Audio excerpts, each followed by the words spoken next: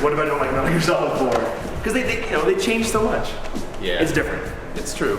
But I kind of, I figured that the main thing that was going to change was going to be the controls. And, of course they're going to answer more questions with this story. It's going to end the entire saga, and that's important. But like, just to have like more controls where you don't have to hold down like 5 buttons to like shoot a gun. I mean, that's the great, really what it seems like to me is like the controls for the first time really, they said, all right, let's look at what, let's not look at just what old Metal Gear games do. Let's look at what other games do. Let's look at like, Resident Evil 4, Gears of War, other first-person shooters, Western games, and it has those controls. Like it has things from Graw, like the fact that when you can press the button and switch to the left and right of your gun, that's Graw.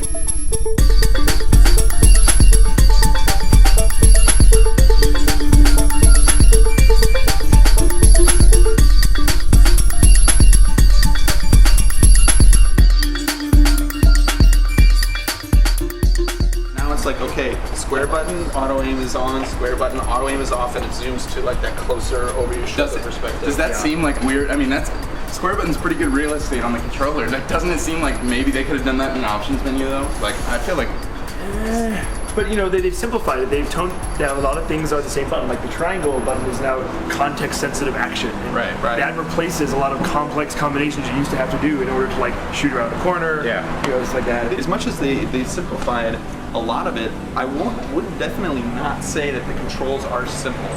No, at all. They're refined and they're simplified, but they're still complex compared to some other shooters. Well, there's depth to them because you can do so much. You can lay down, which also like they kind of fixed how you lay down. Ultimately, the problem, if you watch someone who wasn't good at Metal Gear, you would see them just like sit down, lay down, be confused, not be able to move, and now start to crawl on accident, try to get back up and whatever. Now it has the Sam Fisher the crouch walk is useful, and when you're on the ground, you can still move, you can still shoot, you can flip over, you can play dead.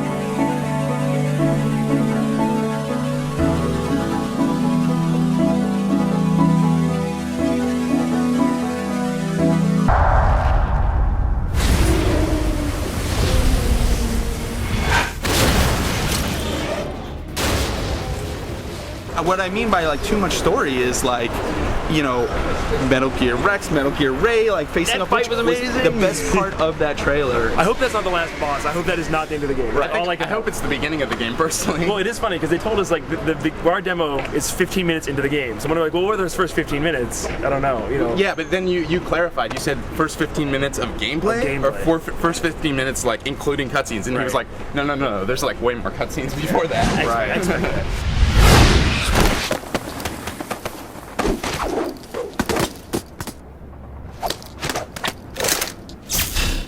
It's the frogs.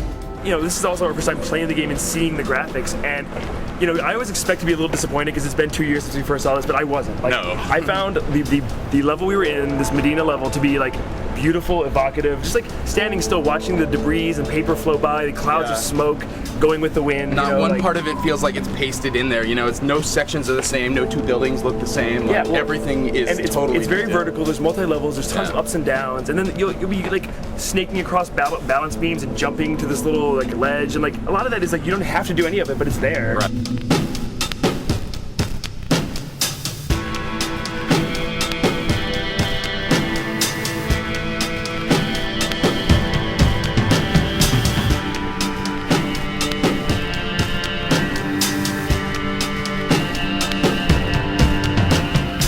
Also at the beginning of this level, you're fighting these PMC troops, and they're pretty easy, and you have all these cool guns, so you actually get to play with your cool guns and have fun with that, but then you fight one of those strikers. It's one of the armored personnel carriers, and you can't kill it. You don't have a weapon that you can take it out, so you have to deal with this obstacle and to get around it. There's different ways to do it, and then later in the level, you get more weapons, and then you can take them out, so that's very satisfying. But that's the thing, is like when we played it, we were so excited to play with the guns the first time that we just ran in and started shooting, but like right around the corner is the stealthy way that you can go, so assuming you were like crawling through that area, the striker may not even have seen you. Wait, something else that I think is a really, really good idea that seems like a little thing, but I think is going to turn out to be a big thing is playing dead in the game. Oh, because a guy comes around the corner and you have no place to hide. he's gonna see you again. You know, your clock is almost ticked down, but he finds you again. Okay, this is kind of like if you can get away and nobody's seeing you, then go play dead, like blend into the ground, and there's a good chance that you can actually get your radar down. Right, I think that was the most frustrating thing for me in Metal Gear 1 and 2, maybe not so much in 3, but like once you got spotted,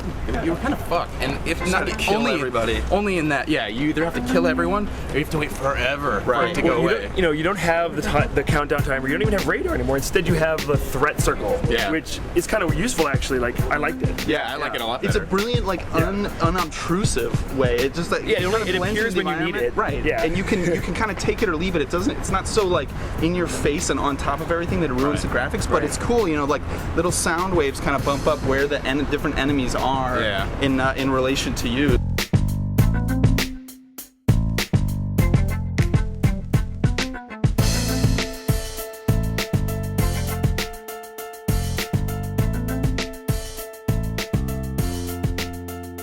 And there are other subtle changes, like just giving you a map. Like, like that's a big deal. Like you have a map at all the time. Right? You can come look at your map and see where you're going. What do you guys think of the stress and psych meters? Well, they weren't implemented yet in this game. Yeah. Exactly. I think it's a cool concept, and I think it's gonna.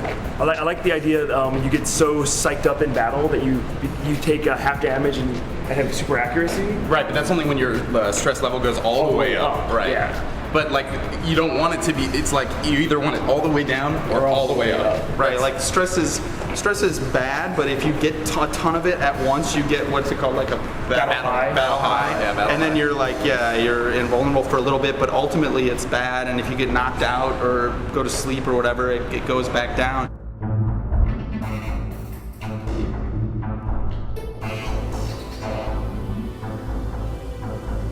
You guys got to play with the rumble.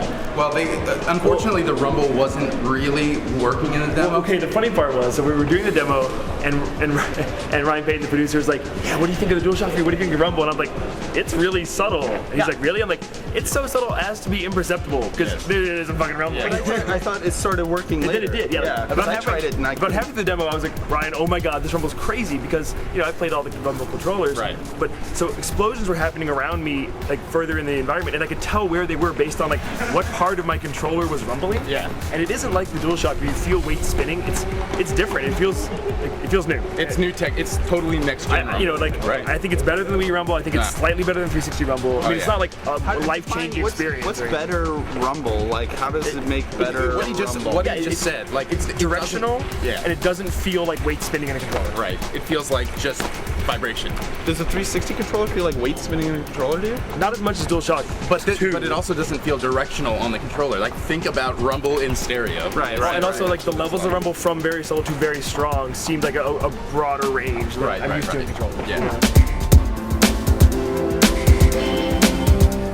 In the beginning of the demo, it's like a little chaotic, but near the end, like shit's hitting the fan, things are blowing up, and like you really do feel unsafe, and you feel like you're in a war-torn conflict. A lot of that is the sound design. The sound design is amazing. Really good. I didn't get to talk about this in my preview much, but the 5.1, there's not music throughout. So you'll hear explosions in the distance, you'll hear things, then you'll hear like music wafting in from behind you sometimes. All the soldiers are chattering. You know, it's much different than it was in the old Metal Gears, and it reminded me more of even several years back, the Medal of Honor and the Call of Duty games had, when you'd be playing a multiplayer game online, instead of just hearing the action of you and the other people you're playing with, there was this sense of the battlefield. Like the battlefield sounds were always going on around you. And to hear it all in 5.1 and with just like ultra crisp, ultra clean sound design is just great. It sounds way better than the previous Metal Gears.